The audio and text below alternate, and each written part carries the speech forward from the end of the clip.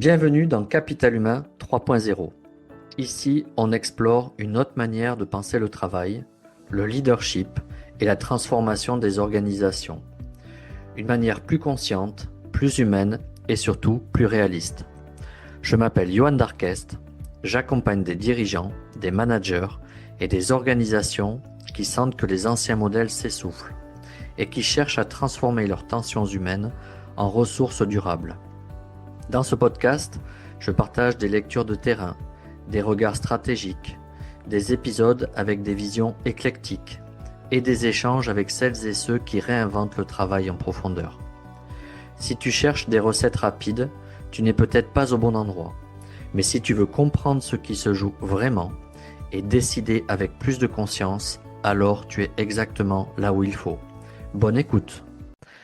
Alors bonjour et bienvenue dans Capital Humain 3.0, le podcast qui explore les transformations du travail, du leadership et des organisations à la croisée de la performance, du sens et de l'humain.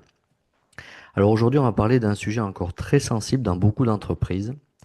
Il s'agit de pourquoi les RH ont encore parfois du mal à être entendus dans les COMEX, alors même qu'elles sont souvent au cœur des enjeux les plus stratégiques et les plus critiques. Alors l'engagement, turnover, tension managériale, fidélisation, transformation des organisations et encore performance collective et j'en passe et des meilleurs. Parce qu'au fond, une question traverse beaucoup d'entreprises aujourd'hui. Est-ce que les RH sont encore perçus comme une fonction support ou enfin comme une fonction plutôt stratégique, capable d'influencer durablement la performance de l'entreprise? Et pour en parler, j'ai le plaisir de recevoir aujourd'hui Marion Solves. Merci beaucoup, Johan, de m'accueillir sur ton podcast. C'est un réel plaisir de pouvoir partager mon expérience ainsi que ma vision des ressources humaines auprès d'un large public qui nous écoute. Merci à toi pour cette invitation. Mais c'était un grand plaisir. Et alors, je vais te présenter auprès des auditeurs aussi sous mon prisme, parce que j'aime bien, j'ai ce petit plaisir en tant qu'animateur et j'aime bien, ça permet de lancer l'émission. Alors Marion, toi, tu es professionnel des ressources humaines depuis plus de 13 ans. Tu accompagnes aujourd'hui des entreprises du conseil, des services et des ESN sur des enjeux de structuration RH, de transformation organisationnelle et de pilotage de la performance sociale.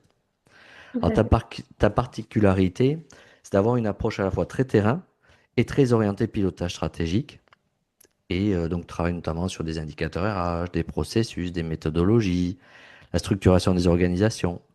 Et, euh, et tu interviens notamment en audit RH, en DRH à temps partagé, ça on y reviendra aussi sur le sujet, c'est important, ou encore en management de transition avec une conviction qui est forte, les RH ne sont pas un centre de coût, uniquement un centre de coût, mais un véritable levier de croissance, de stabilité, de performance durable. Alors moi, ce que j'aime bien en préparant l'émission, dans ton approche, euh, c'est ce lien que tu fais de manière permanente entre la donnée et le réel.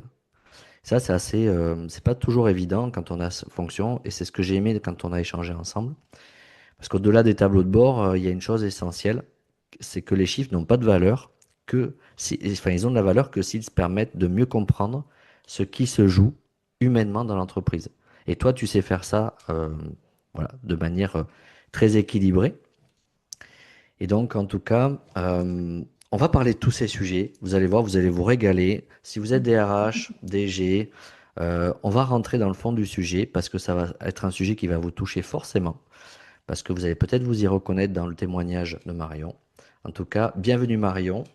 Et puis pour commencer cette émission, est-ce que tu peux te présenter toi de manière plus concrète sur ton parcours, le sens que tu donnes à ton engagement et un peu le fil conducteur de ton expérience en fait. Oui, avec plaisir.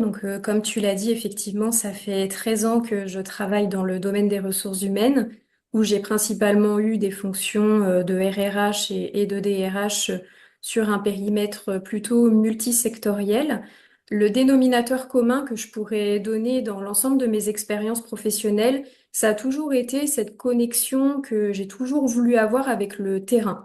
C'est-à-dire que pour moi, c'est très important quand on exerce un métier comme dans les ressources humaines, d'être proche du terrain, proche des équipes, de comprendre leur métier, leurs conditions de travail et aussi de créer ce lien de confiance avec eux.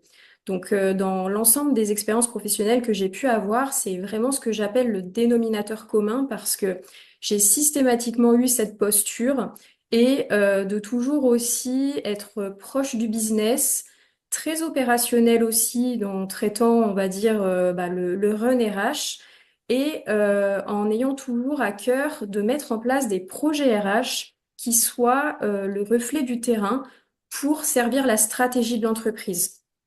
Pour moi, en fait, c'est vraiment ça qui est important, c'est que les projets qu'on met en place, qui sont dédiés aux ressources humaines, doivent être le reflet de ce qui s'y passe, en fait, sur le terrain, ce que vivent les collaborateurs, ce que vivent nos managers, pour servir, la gouvernance et les objectifs qu'ils ont, pour leur business et pour leur société.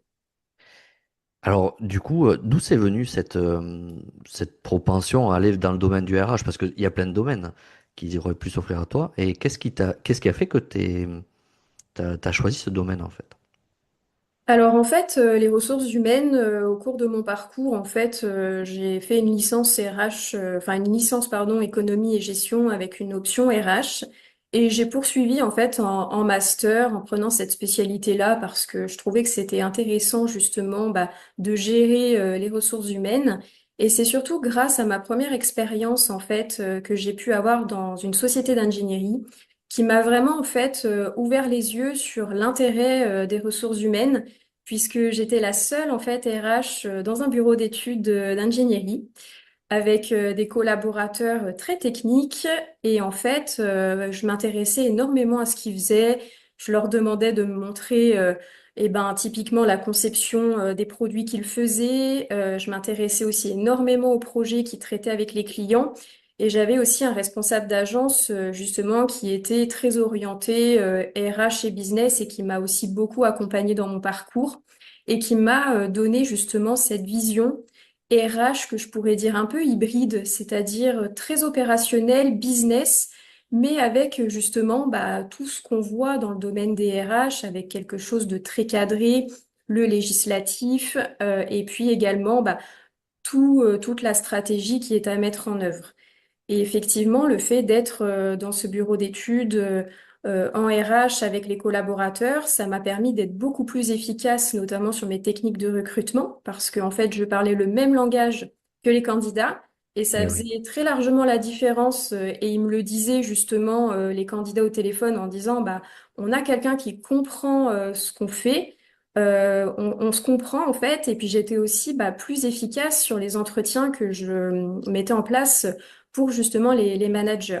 Donc c'est vrai que le fait d'avoir été immergé comme ça avec les équipes, d'aller aussi sur place, faire des enquêtes de satisfaction chez les clients pour aussi bien me rendre compte de l'écosystème et de leur environnement de travail, en fait finalement j'ai réussi à créer du lien avec les collaborateurs.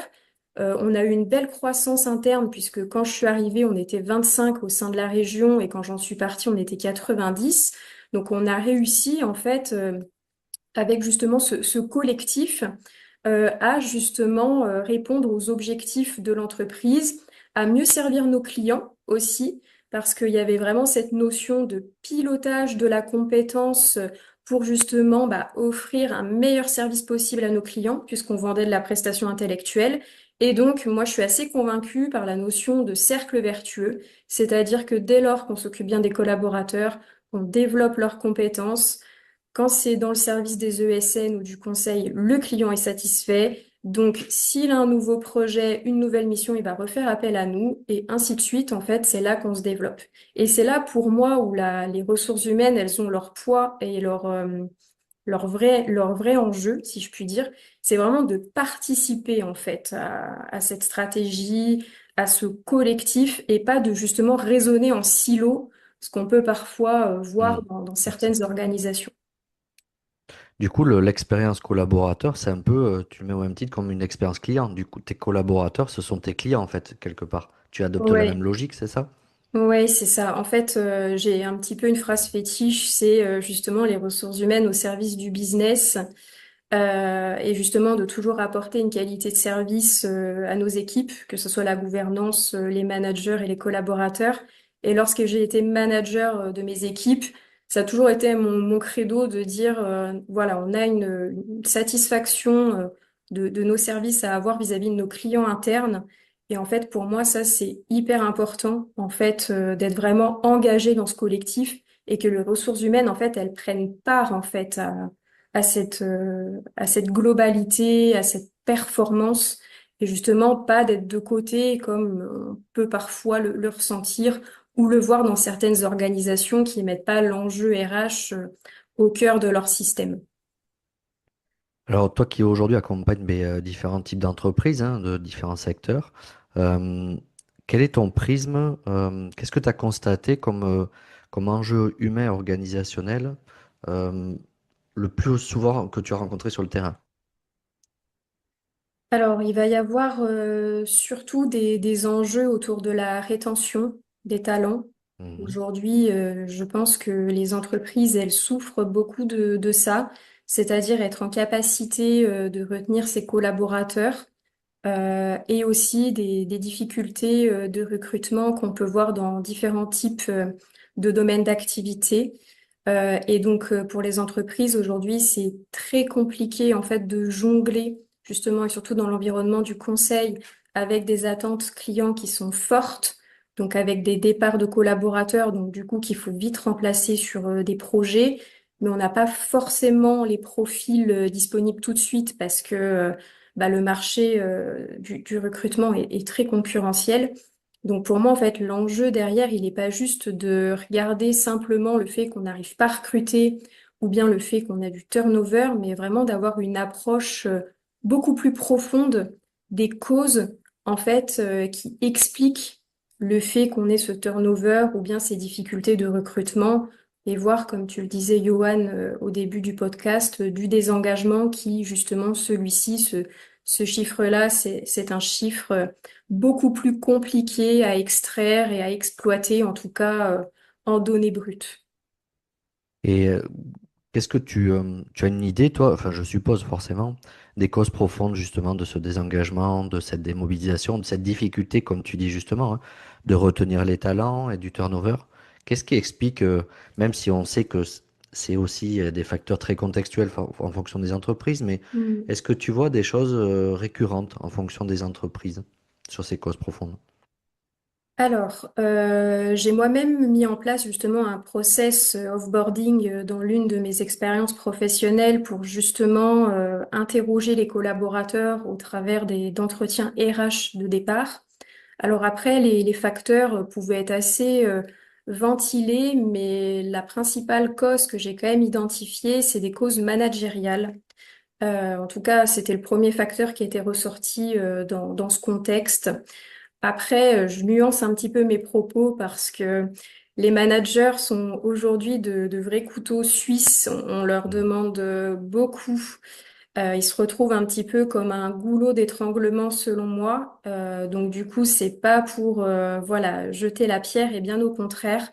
Ce que j'ai pu faire quand j'ai constaté ce pourcentage qui était le plus prépondérant dans les interrogations que j'ai pu faire, j'ai mis en place justement en partenariat et en collaboration bien évidemment avec ma gouvernance, mais un parcours de formation justement dédié aux managers avec une session qui était autour de la qualité relationnelle, puisqu'on se rend compte qu'en fait, il y a beaucoup de maladresses, d'erreurs de communication qui sont faites, et c'est ça qui crée, selon moi, des signaux faibles du type repli, frustration et passivité, notamment. Donc voilà, la qualité relationnelle est pour moi quelque chose de très important à avoir en tête et sur lequel il faut s'exercer. J'avais co-animé aussi avec une collaboratrice une session sur la culture du feedback pour justement donner des clés pour pouvoir l'exécuter comme il faut et pour aussi inculquer le fait que les feedbacks, c'est pas que pour dire du négatif, bien au contraire. On a tendance à dire qu'il faut entre 5 et 6 feedbacks positifs pour qu'un feedback négatif soit bien reçu par un collaborateur. Donc ça, il y a des ouvrages dans le management qui l'expliquent très bien. Et puis, la dernière action que j'ai pu mener, c'est un parcours manager que j'ai pu concevoir sur mesure avec un partenaire organisme de formation et puis un formateur qui était spécialisé dans la thématique du management où on a pu co-construire un programme de formation en intra pour notre population de managers avec aussi les inputs de la gouvernance, bien évidemment. Et de là, en fait, voilà, c'est construit une montée en compétences progressive, puisqu'on a refait une session l'année d'après, justement pour refaire une petite mise à jour et des ajouts de ce qui n'avait pas été vu sur le premier parcours. Donc pour moi, voilà, c'est l'un des facteurs principaux, et on le voit beaucoup aussi dans les chiffres, on dit un collaborateur sur deux ne quitte pas son job, mais quitte son manager ou son entreprise. Donc, c'est vraiment pour moi de donner un appel d'air à nos managers, de leur donner les outils et les moyens pour qu'ils puissent justement exercer cette fonction qui est plus qu'une fonction de promotion, mais qui implique une vraie responsabilité humaine et justement, avec les chantiers que nous avons aujourd'hui de conduite du changement, voilà, pour moi, c'est le cœur de la réussite de ces changements et qui passe notamment à travers aussi le lien de confiance. Est-ce que tu constates quoi, que les collaborateurs ont de nouvelles attentes par rapport à il y a peut-être 5 10 ans et versus aussi les managers ont peut-être, on attend peut-être des managers d'avoir une autre posture. Peut-être beaucoup parlent de posture de coach plutôt que de Mm. sachant qui relaye une décision politique en fait, stratégique. Est-ce que tu vois vraiment cette accélération de ces changements ou c'est encore assez timide? Je peux le constater. Alors, je l'ai déjà constaté dans mes expériences professionnelles et plus récemment là dans l'enseignement, puisque j'anime des cours auprès des étudiants en ressources humaines. Et je vois que les attentes ont réellement changé en fait, hein. Alors, justement, on entend beaucoup de choses avec des croyances limitantes, selon moi, sur les générations actuelles. Pour moi, bien au contraire, en fait, je trouve que c'est des générations en fait qui sont en quête de sens, en quête de collectif, en quête de vouloir apporter sa pierre à l'édifice. Et en fait, ça nécessite derrière de développer d'autres compétences, selon moi, qui sont plutôt axées sur de l'intelligence collective, sur de l'écoute active, sur des modes de projet collaboratifs. Et donc, en fait, on est plutôt dans une notion, voilà, d'apporter du sens, du collectif et de pas juste appliquer des politiques qui soient purement descendantes et qui datent des anciens modèles managériaux voilà, d'il y a quelques années, en fait, hein. Mm, C'est qu'aujourd'hui, il y a cette transition qui fait que les collaborateurs, ils ont vraiment envie de s'inscrire dans un écosystème.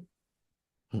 Pas juste être exécutant, mais être des fois copilote, réflecteur quelque part. Et Ouais. c'est un peu comme dans la société, on voit qu'on sort de la logique uniquement de consommateur à consommateur. Et peut-être on retrouve cette logique dans l'organisation, hein, où ils ont envie vraiment d'être acteurs, hein, quelque part. Bah, je partage complètement, en tout cas déjà sur les publics d'étudiants, sur les cours que j'ai pu animer sur ces dernières semaines. Déjà, on sent que les modes ont changé, qu'il faut être beaucoup plus dans l'animation. Donc, je pense que cette compétence-là peut se transposer dans le management ou même dans les codir, typiquement avec cette notion de co-construction, d'implication et justement d'être sur des dynamiques qui soient complètement différentes. Justement, les systèmes, je pense, très autoritaires, très descendants, justement, c'est ce que les personnes aujourd'hui ne veulent plus. D'ailleurs, je l'ai moi-même constaté aussi sur bah, justement des collaborateurs qui partaient, que le premier facteur était le management, mais le deuxième, c'était la carrière.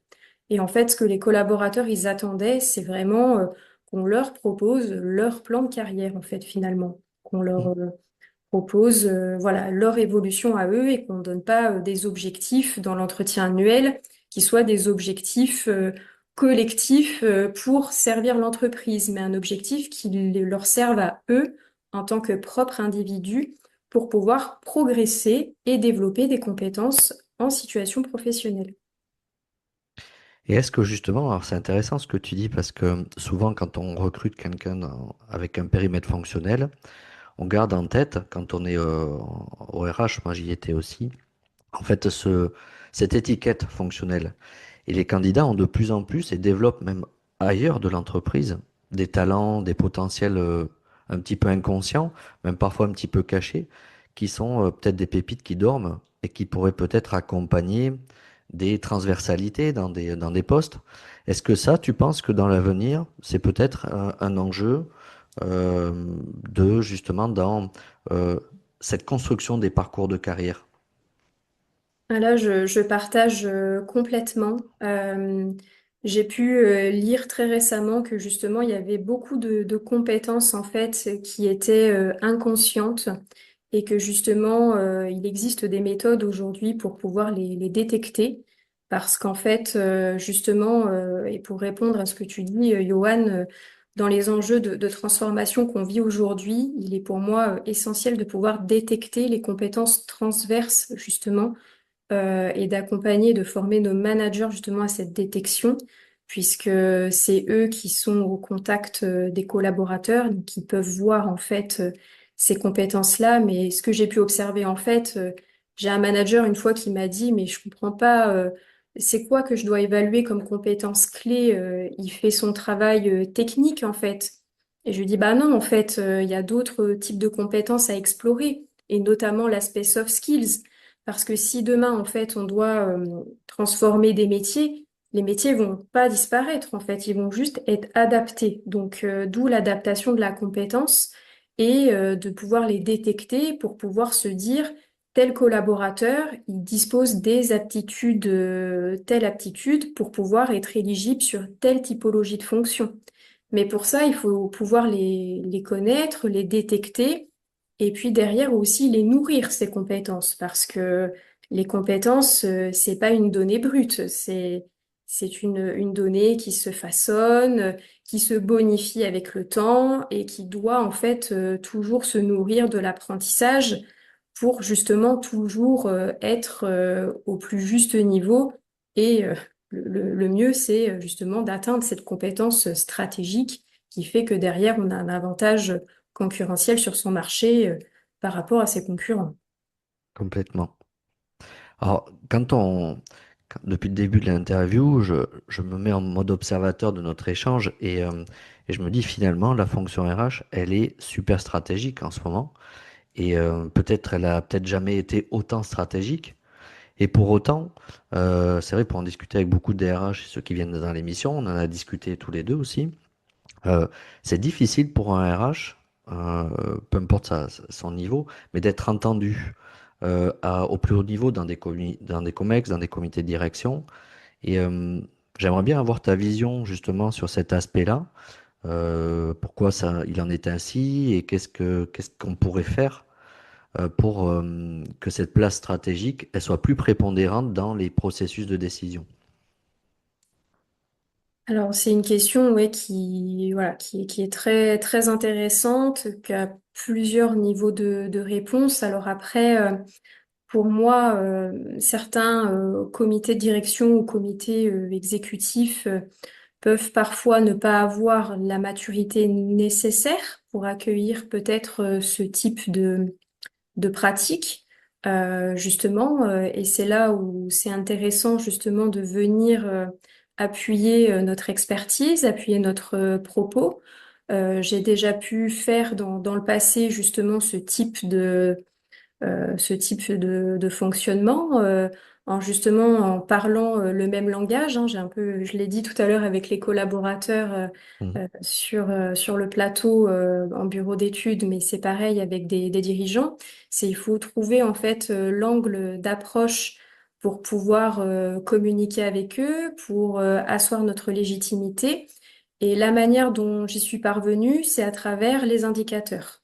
En tout cas, c'était l'une des voies qui m'a permis en fait d'avoir justement plus de crédit, plus de légitimité, puisque justement les indicateurs permettaient d'avoir un état des lieux, puisqu'il n'y avait pas forcément d'indicateurs exploitables avant que je sois là.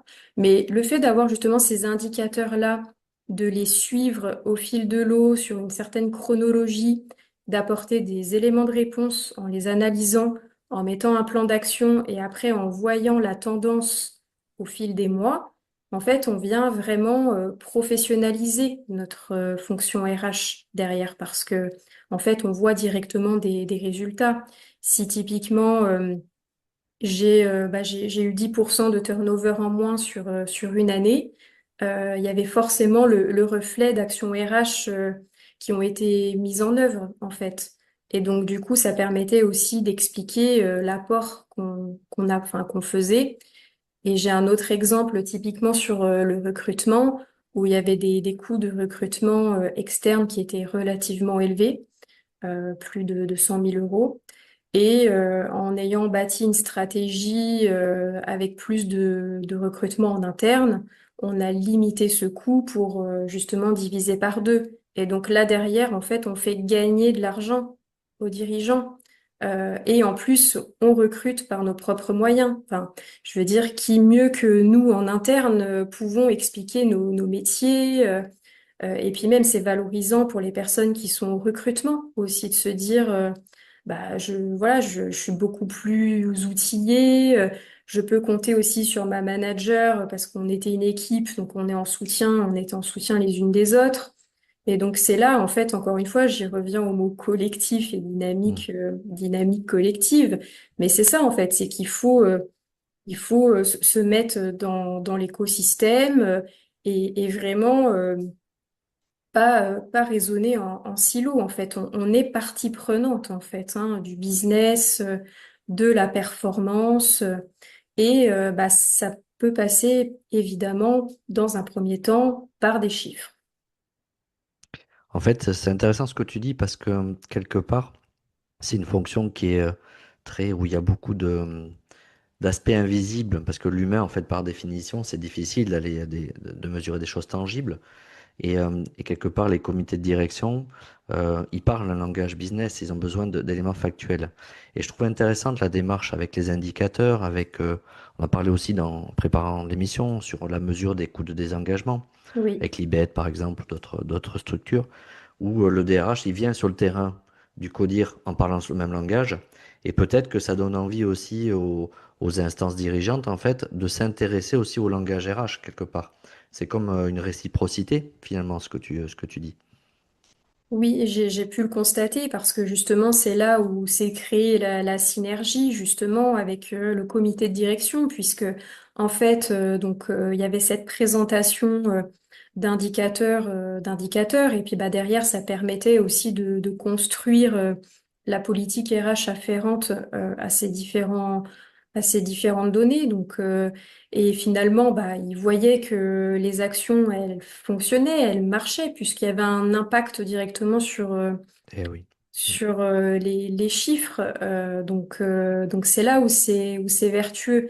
Et c'est là aussi, et pour en revenir aussi à la connaissance des métiers des collaborateurs, c'est là aussi où on fait la différence, parce que on noue forcément un lien de confiance avec les équipes, avec les managers.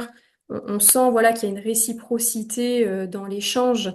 Et pour moi, c'est ça en fait l'incarnation de la fonction RH. C'est de se connecter au terrain, au quotidien, tout en apportant en fait nos solutions, les contributions qu'on peut avoir sur tout un tas de sujets. Évidemment, le cadre légal, parce que on peut pas l'occulter. Mais voilà, le cadre légal, une fois qu'il est expliqué, une fois qu'il y a de la pédagogie, et qu'une fois qu'on comprend les enjeux derrière, bah forcément, on peut que y adhérer, en fait. Je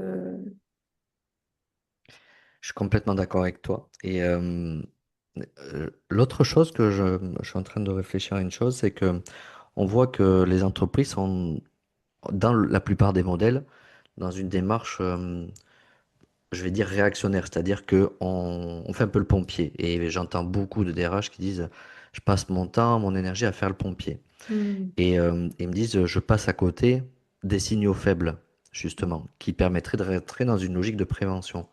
Comment toi, tu amènes la chose à des directions pour les inciter à sortir un petit peu de ce mode pompier, je fais très caricatural, hein, mais à aller dans une démarche beaucoup plus de préventeur, justement, sur le volet RH. Comment tu les sensibilises à tout ça, en fait?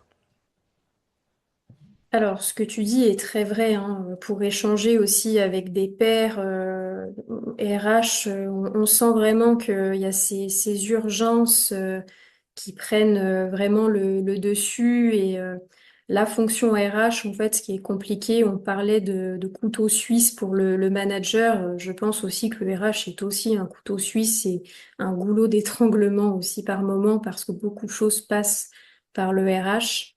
Donc, peut-être qu'effectivement, c'est d'essayer un petit peu de sortir de ces urgences-là, quand même de s'instaurer un cadre, voilà, un cadre très précis où on peut s'autoriser à dire non, des Mhm. fois.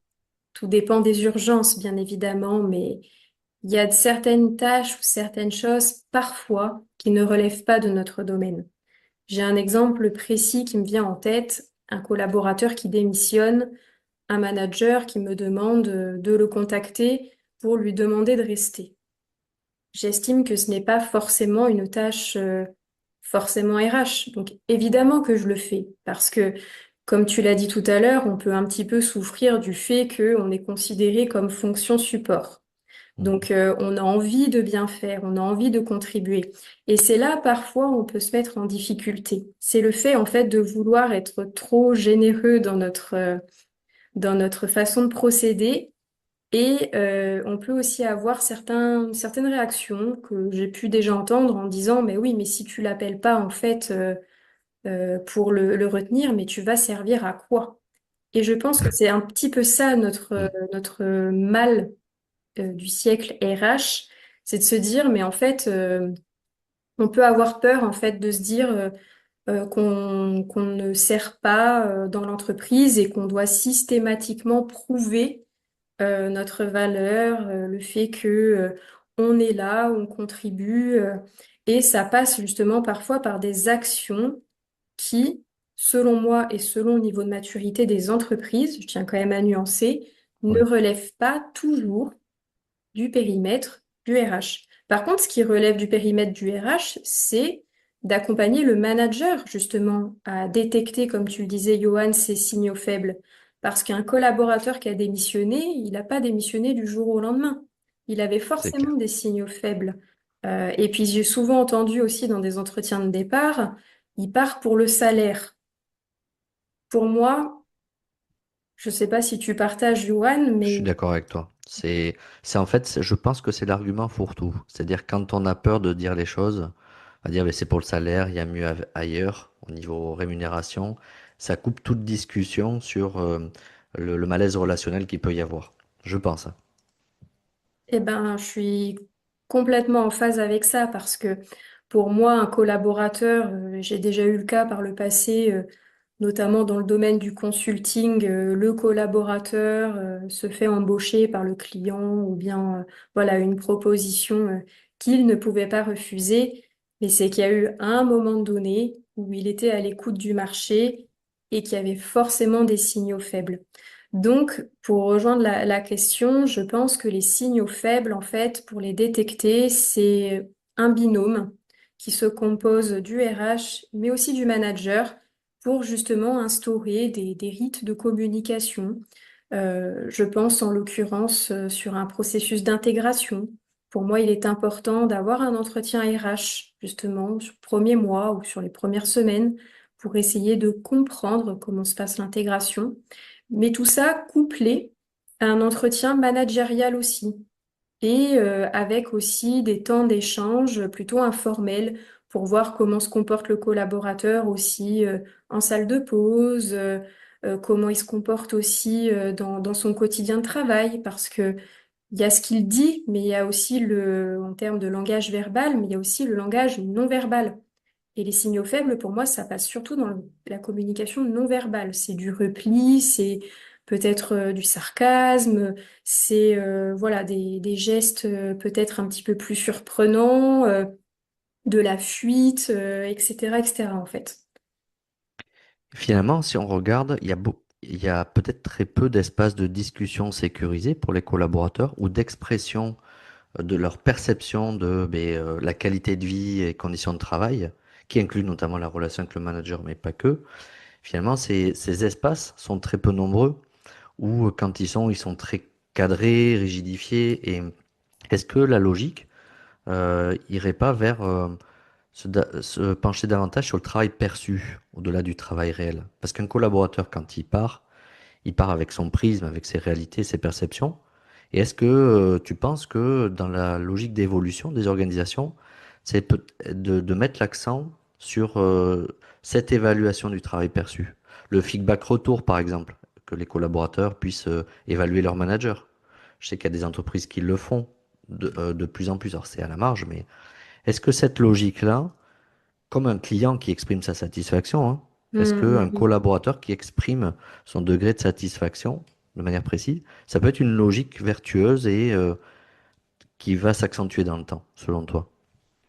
Je pense même que c'est très vertueux. Pareil, j'ai pu lire plusieurs études justement sur le management où effectivement il y a des feedbacks qui sont faits du manager vers le collaborateur forcément. Mais pour moi, le feedback inverse peut se faire aussi. La seule chose qui est importante pour moi dans la logique du feedback, et on en a parlé tout à l'heure, c'est la qualité relationnelle qu'on va Mm. mettre derrière. Parce que je pense que n'importe quel individu est en capacité d'entendre des choses, même parfois des remarques ou des points d'insatisfaction. Par contre, ce qui est compliqué, c'est la manière de le communiquer, de le formuler. C'est C'est là sûr. où justement on se retrouve parfois avec des conflits, des maladresses. Parce qu'il y a des phénomènes de jugement, d'interprétation et les émotions qui prennent le pas. Donc, pour moi, c'est hyper important en fait d'instaurer cet espace de communication qui soit bienveillante dans les deux côtés, Bien sûr. parce que je trouve qu'aussi, en tant que manager, l'une des valeurs pour moi qui est le plus important et que j'incarnais, c'est l'humilité. C'est-à-dire que quelqu'un dans mon équipe peut très bien me dire, là, Marion, voilà, il y a eu ça, je suis en capacité d'entendre des remarques. Voilà, on est tous, On peut se on a tromper, hein. tous, voilà, déjà oui, on peut se tromper. Et puis, moi, je pars du principe qu'on est toujours en train de progresser et d'apprendre. Et justement, le fait parfois d'avoir une communication saine avec les personnes de son équipe et surtout que les équipes, elles se sentent sécurisées de vous parler, mais ça fait toute la différence. Et C'est pour sûr. moi, j'en reviens au lien de confiance. C'est à partir du moment, en fait, où les équipes, elles vous font confiance, où vous pouvez, acheminer tout ce que vous voulez, en fait. Finalement, et je reviens sur ce que tu as dit, qui est à mon avis très important, les managers de proximité. Et d'ailleurs, on voit dans les études que de moins en moins de personnes veulent prendre des postes de manager de proximité. Et c'est de plus en plus difficile pour eux. Moi, ce que j'ai constaté, je voudrais voir ce que tu en penses, c'est que peut-être il y a des années en arrière, hein, pas mal d'années, les managers manageaient. C'est-à-dire que dans leur temps de travail, il y avait de la technique, de l'organisation, et puis il y avait Mm. des temps, des espaces-temps où il y avait un dialogue, un rapport humain. Et moi, Mm. je vois qu'au fil du temps, cet espace-temps s'effrite, où on passe du 80-20 inversé. Et est-ce Mm. que la clé, ça serait pas ça, justement, face à une complexité du travail, avec des attentes de plus en plus fortes, avec des injonctions de part et d'autre auprès des managers de proximité, leur donner l'espace-temps pour pouvoir faire ce vrai rôle humain de manager? Est-ce que tu penses qu'il y a une problématique là-dessus? Oui, tout à fait. Et ça, j'ai vraiment pu le voir, je pense, dans l'ensemble de mes expériences professionnelles. Le fait que les managers, en fait, aient très peu de temps, en fait, à consacrer finalement à ce temps d'écoute, à ce temps d'échange, parce que les contraintes opérationnelles, la productivité prend le dessus. Et c'est ce qu'on disait au début du podcast, turnover, difficulté de recrutement. Et en fait, malheureusement, les managers pallient à ça et passent leur temps à eux aussi faire le mode pompier, c'est-à-dire récupérer de la charge et sans cesse en fait devoir répondre à des problématiques de sous-effectifs. Donc c'est pour ça que j'en reviens à ce qu'on disait tout à l'heure, c'est d'identifier en fait ces causes profondes qui font qu'il y a ce perpétuel turnover, difficulté de recrutement, désengagement, comme cette boucle un petit peu sans fin. À un moment donné, il faut la casser et se dire bon maintenant c'est quoi les causes profondes en fait, hein. Je prends un petit peu le parallèle comme un check-up médical en fait Mm. finalement. C'est plus Oui, on va attendre, en fait, on sent qu'on a des difficultés, qu'on a des symptômes.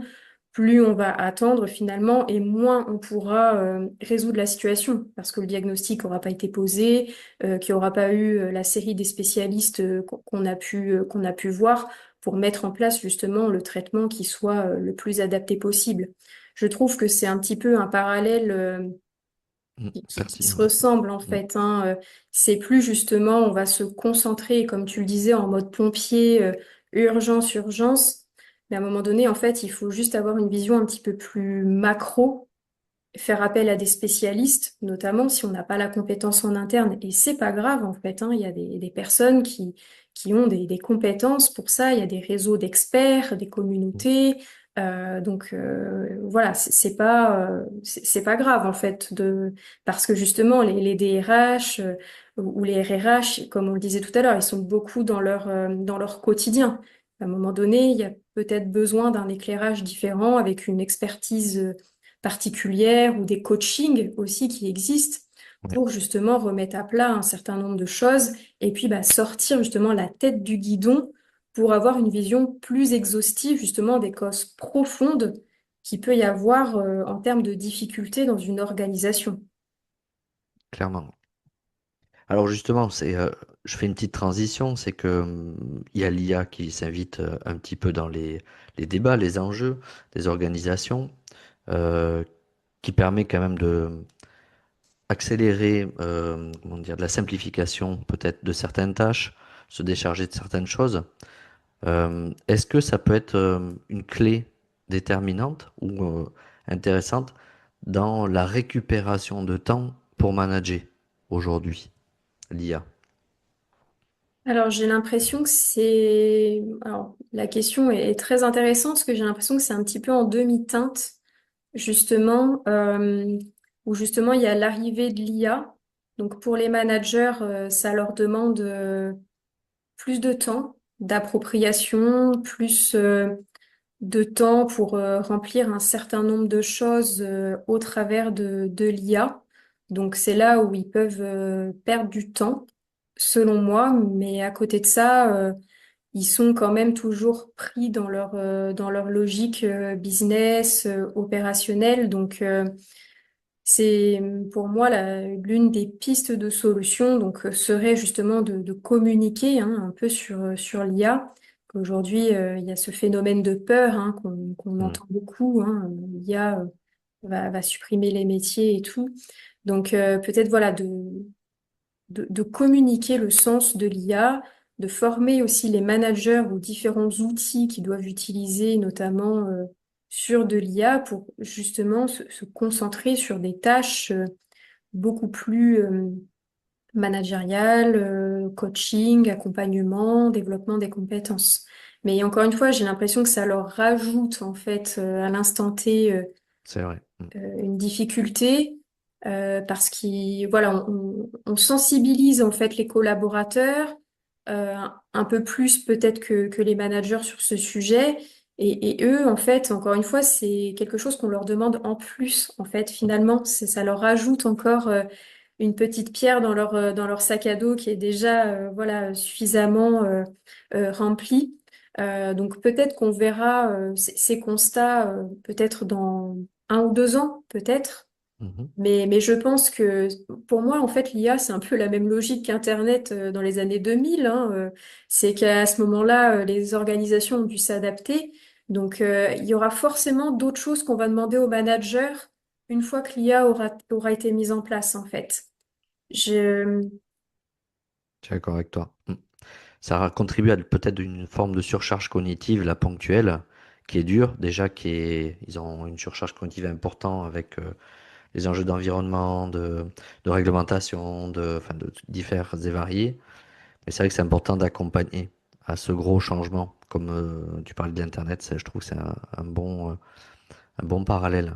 Et alors, comme on approche de la fin de l'émission, il y a quand même une question, je trouve, qu'on n'a pas forcément abordée, et c'est révélateur dans la fonction RH. Dans les organisations, il y a souvent des services communication qui communiquent. Mais souvent, le service RH, c'est le parent pauvre de la communication interne. C'est un peu le dernier. Ouais. Tiens, on va faire une annonce, on va faire plaisir au service RH, on va expliquer qui c'est qui est embauché. Et je trouve, moi, de mon point de vue, que c'est peut-être la puissance de la communication, elle est peut-être un peu sous-employée ou sous-estimée pour cette fonction. Et tu sais, tu parlais de faire connaître le rôle des RH, de pouvoir cadrer, dire non.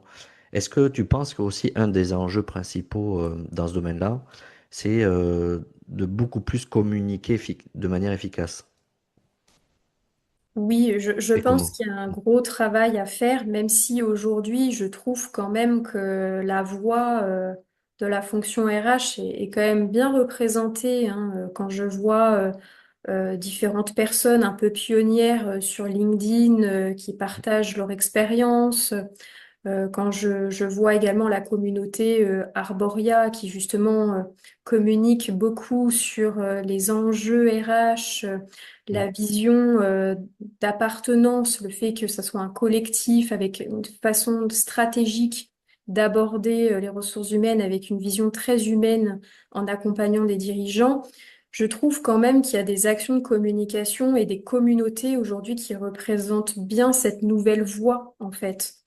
Donc, mais par contre, c'est vrai que je trouve que le chemin est peut-être encore long, mais plus du prisme peut-être des organisations, peut-être selon la maturité des dirigeants aussi, euh, de prendre en fait conscience de l'apport que ça peut avoir et que moi je suis entièrement convaincue que pour moi c'est le capital humain qui fait fonctionner l'organisation et qui assure la performance économique d'une entreprise.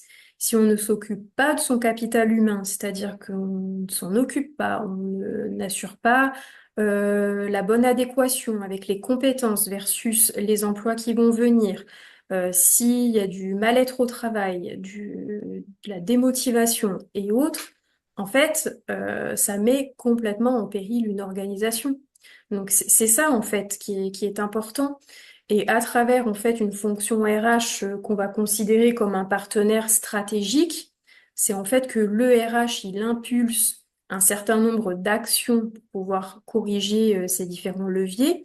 Donc je pense en l'occurrence à mettre en place un plan de pilotage de développement des compétences qui soit développé, travailler comme il le soit l'entretien de parcours professionnel pour vraiment identifier les compétences de ses collaborateurs et comment j'amène ces compétences vers les emplois futurs. Donc, je pars d'un point A à un point B et quelles sont les actions que je mets en œuvre au titre de formation, de mobilité, de tutorat, tout ce qui est intergénérationnel aussi, parce qu'il y a un fort enjeu aussi sur les seniors.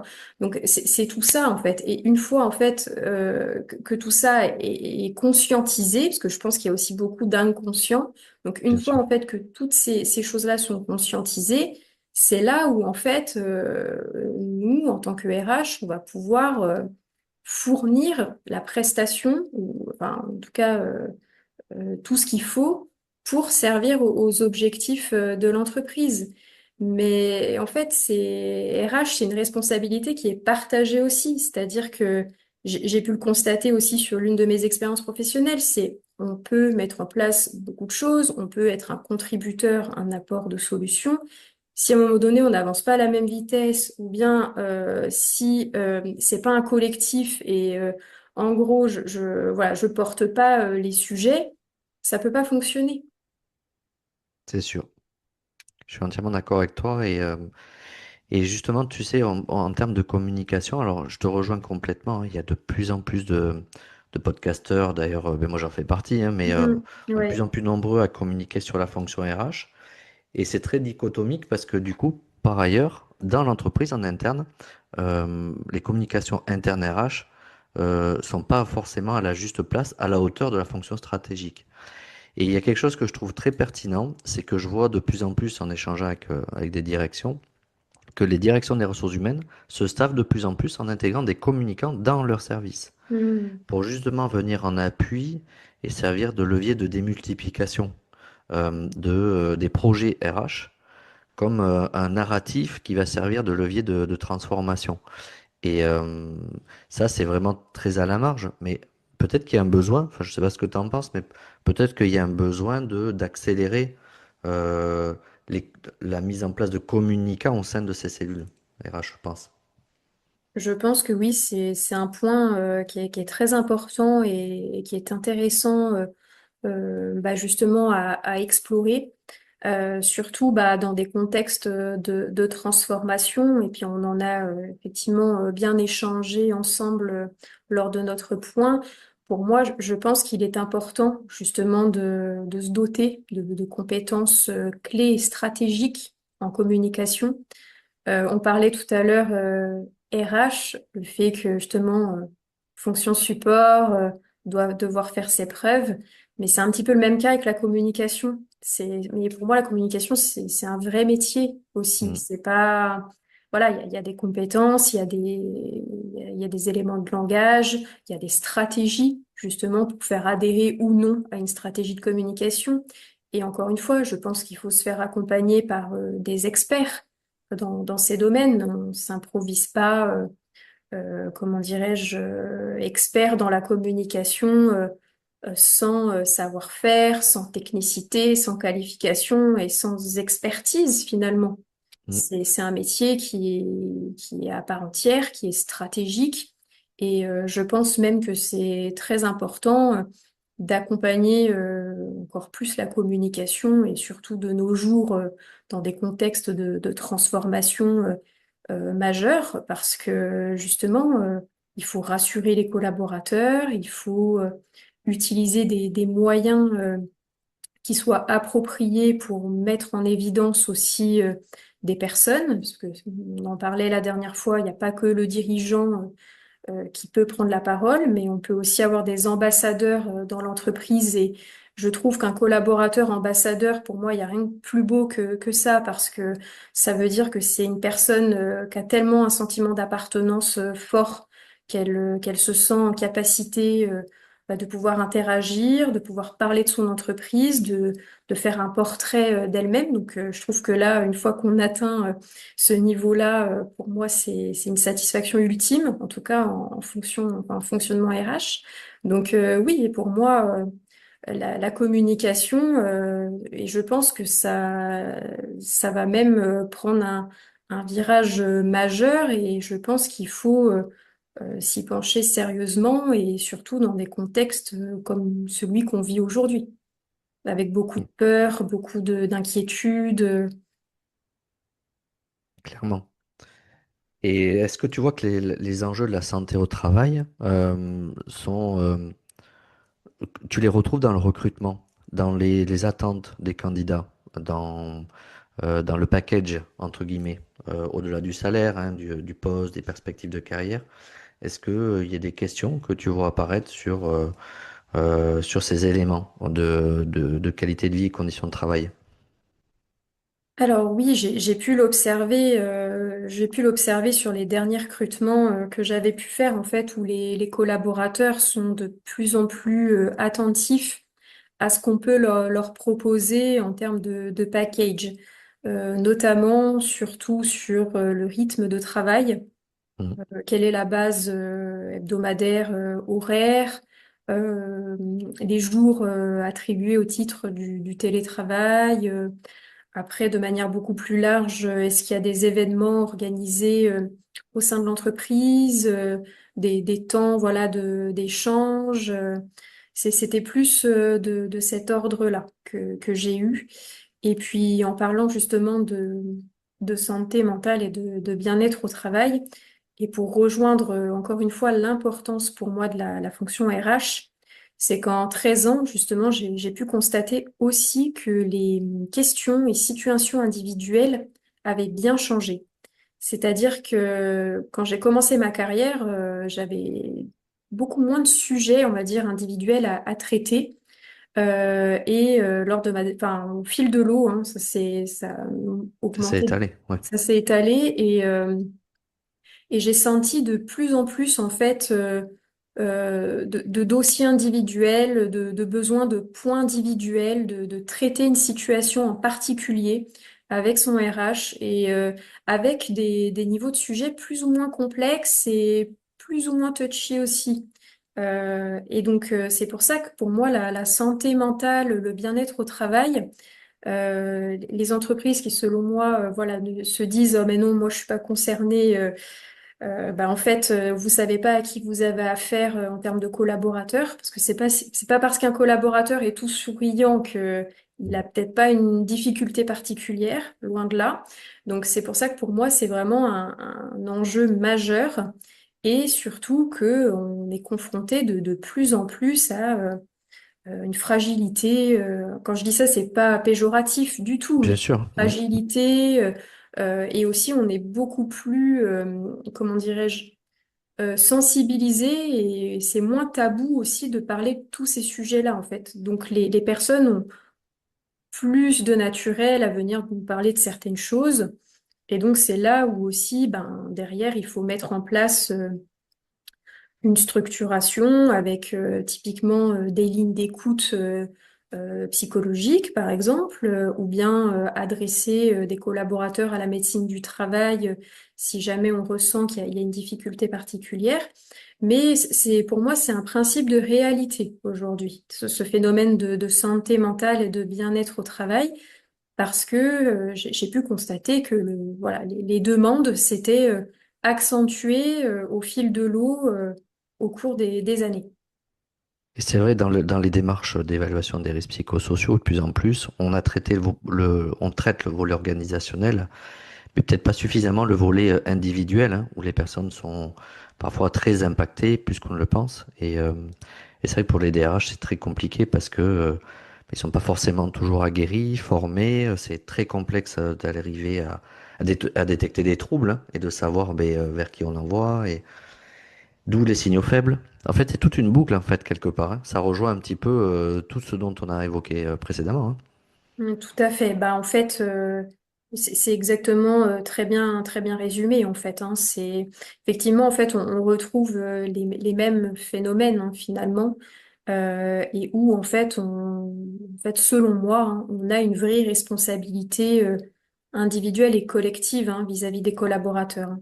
On peut pas toujours dire oui mais ils se débrouillent ou oui mais c'est pas mon sujet. Non en fait on gère un individu donc effectivement il y a le côté pro mais on peut pas dissocier le pro et le perso. Donc, même si effectivement ça ne relève pas de notre domaine d'aller sur ces sujets, n'empêche qu'on gère un individu dans sa complétude. Donc, on peut pas en fait ne pas s'en Mm. occuper en fait. Pour moi, je trouve que c'est une vraie responsabilité en fait. Et Complètement. on se doit en fait d'honorer quand on occupe ce type de fonction. Qui traite de l'individu finalement, donc ressources humaines ou bien manager, parce qu'on a aussi une responsabilité humaine. Donc pour moi, c'est voilà, c'est important que le collaborateur se sente en confiance et qu'on puisse lui proposer des solutions adaptées face à n'importe quelle finalement situation individuelle. Je suis entièrement d'accord avec toi. Alors, on va finir par une dernière petite question. Quel conseil, quelle perspective ou un petit mot de la fin à donner en fait à nos auditeurs qui pourrait leur être utile en écoutant cette émission et ce dernier mot de la fin? Qu'est-ce que tu voudrais leur partager? Eh ben, ce que je voudrais leur partager, c'est que ce métier des ressources humaines, pour moi, c'est un très beau métier. Il faut vraiment continuer à y croire parce que effectivement, les enjeux humains, Ils sont vraiment au cœur du modèle, au cœur de la réussite des entreprises. On est quand même de plus en plus nombreux à porter cette voix et cette parole, justement, de montrer tout l'intérêt stratégique qu'il y a à s'occuper de nos ressources humaines, et ça va en plus de plus en plus s'accélérer avec les contextes de transformation qu'on vit. Donc, c'est finalement voilà, de continuer à y croire, de s'entourer aussi de pairs. Il y a aussi des formations qui existent justement au niveau ressources humaines pour améliorer son leadership. Donc il y a des très beaux programmes aussi qui existent dans ce domaine que je vous inviterai à consulter. Et puis bah, des communautés, tout simplement, hein. Il en existe quelques-unes. Moi, je pense en l'occurrence à Arboria, justement, qui Tout justement à fait. mobilise un collectif d'experts RH où on partage des valeurs communes, justement, autour de ces enjeux humains, stratégiques et d'accompagnement du dirigeant. Mais voilà, surtout de pas rester seul face à ce contexte, s'entourer de collègues, de pairs pour échanger. Et puis, vis-à-vis de contextes peut-être plus compliqués, plus délicats, qu'on peut constater dans certains comex, codir, managers, c'est justement de factualiser. Si on factualise, on ramène à des situations qui sont objectives. Ça aide en tout cas à se sortir de certaines situations. Je pense en l'occurrence à des reportings. Alors, je disais souvent Mhm. ça à mes équipes, faire des reportings justement pour montrer l'activité. Mais ça fonctionne en fait à un moment donné. Quand on vous dit je comprends pas, j'arrive pas à recruter, il n'y a pas de candidats, bah si en fait, dans le reporting, vous voyez, il y a eu tant de candidats qui a postulé à l'annonce. On en a reçu 6. Parmi les 6, on a fait 3 propositions, et parmi les 3 propositions, ils ont refusé à cause de la durée hebdomadaire, par exemple, du temps de Mhm. travail. Donc si, en fait, et donc le fait de factualiser, d'avoir des reportings, des données précises, en le conjuguant bien évidemment à l'humain, c'est ce qu'on a dit tout à l'heure, Eh oui. juste se cantonner de données brutes, mais le contextualiser aux données terrain, aux conditions de travail, à la culture de l'entreprise. Et ça va aider. En tout cas, moi, ça m'a aidé dans mes expériences professionnelles, et ça a aidé mes équipes puisqu'ils m'ont dit, effectivement, ils m'ont fait des retours comme quoi, voilà, ça portait leurs fruits. Donc c'est le petit conseil que je pourrais partager. Eh bien, c'est une belle fin. Je te remercie infiniment, Marion, pour ben, ta transparence, ton authenticité. Ça fait du bien. Et puis, je pense que, en tout cas, moi, en t'écoutant, ça nous donne envie, en fait, de continuer dans cette fonction RH qui est très riche. Donc, tu es une belle porte-parole de cette fonction. Donc, c'est chouette. Donc, merci infiniment, Marion. Bah, merci à toi, Johan, de m'avoir convié à ton podcast, et puis j'ai eu la chance justement de pouvoir partager cette vision, pouvoir échanger avec toi à travers ce podcast. Donc merci en tout cas pour ta confiance, et puis de m'avoir permis justement ce temps d'échange, ce temps d'expression qui pour moi a été un véritable bonheur, et j'ai pris beaucoup de plaisir à partager avec toi et auprès des auditeurs qui vont nous écouter. Donc merci beaucoup. Merci, merci chers auditeurs pour votre écoute, votre fidélité et je vous donne rendez-vous pour de nouveaux interviews avec des visions, des profils, des réalités éclectiques et c'est ça qu'on aime dans notre émission. Je vous dis à très bientôt et à bientôt Marion. Au revoir. Au revoir. Si cet épisode a résonné pour toi, ce n'est sans doute pas un hasard. Les transformations que nous vivons aujourd'hui, au travail comme dans nos organisations, ne sont pas seulement techniques ou économiques, elles sont profondément humaines. Si tu es dirigeant, manager, DRH, si tu sens que certaines tensions, certaines questions de sens, certains blocages reviennent sans cesse, et que tu as envie d'y voir plus clair, de prendre du recul, alors je t'invite à me contacter. J'accompagne les organisations et les leaders à clarifier, structurer et transmettre une vision plus consciente du capital humain, toujours avec un ancrage très concret et très terrain. Tu trouveras mes coordonnées dans la description de l'épisode, et si tu veux aller plus loin, on peut simplement commencer par une conversation. À très bientôt dans Capital Humain 3.0.